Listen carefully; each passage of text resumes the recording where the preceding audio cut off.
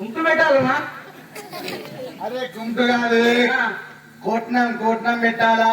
కోట్నం అంటే అది నాకు ఇంగ్లీష్ మించి ఇంగ్లీష్ లో మాట్లాడు, తెలుగులో మాట్లాడితే నాకు ఎడ తెలుస్తుంది. ఈ ముఖంలో మాట్లాడి తెలుగేనే. కోట్నం అని అంటే ఇట్లా 2 ఇసురాయి పిల్లలు ఇస్తారు, అలా బియ్యం పోసి ఇసురుతారు. నీకు రకమైందండి?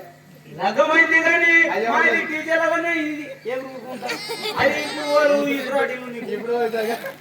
డీజే పెట్టేది నా మగడు నాకు తీసుకొని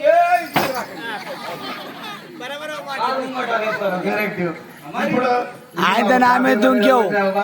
ఇప్పుడు వాట్సాప్ వల్ల 10 దగ్గర పంపించండి అన్నట్టు మరి ఇసురా అంటే మరి నేను చెప్తా, మరి మీరు చేస్తారా? ఇక నువ్వు చూపిస్తే చేస్తా, మరి ఎట్లా కొట్టడం ఎక్కడ ఎట్లా ఏమో. మరి నేను ఎందుకు నాకు ఇచ్చేస్తారా? నువ్వు గీరాకి తీసుకో, నాడేం తీసుకో. మా పంతుల అటు ఇక్కడికి తీసుకోను. పంతులకి మా అక్కకి ఇస్తాం.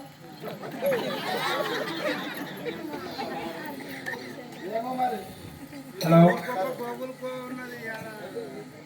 సరే అమ్మా రుచి, మరి ఈశ్వరరావు ఇంకా తీసుకొస్తావా? మరి రాగానే మనకి వచ్చిన అయిపోయింది కదా, ఇంకా డబ్బులు వస్తావు.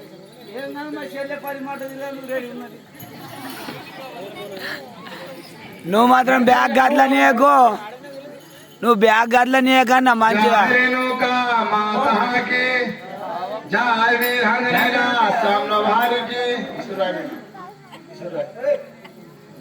జయ రేణుకా మాతకి నూరేళ్ళ సంసారం సక్కగుండాలని అన్నయ్య దీవెనలందుకో, చెల్లోరా నీవు అన్నయ్య దీవెనలందుకో.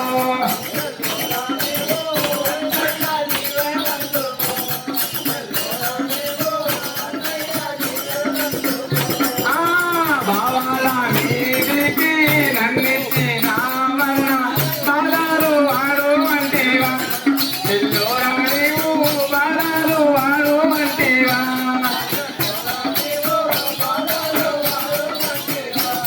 వైర్ చూడరా కింద, శ్రీకాంత్ వైర్ చూడరా రే.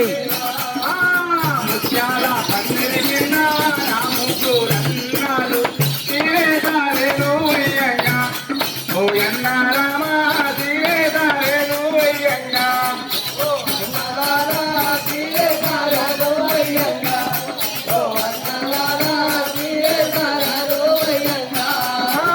తీరేదారేను తీరమతాగనా పంగ, తీరేదారేను తీరమతాగనా పంగ, తీరేదారేను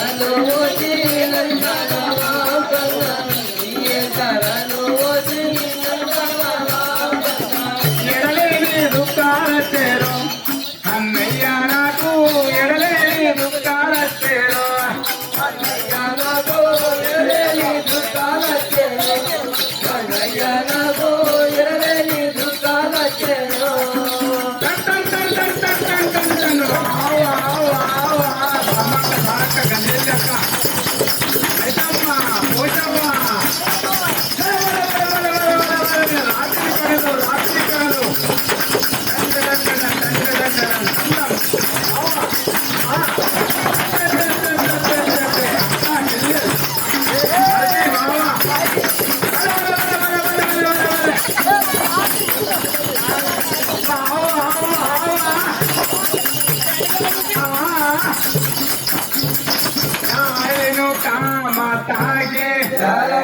పని 20 మంది పనికి కొల్లేదు మాత్రం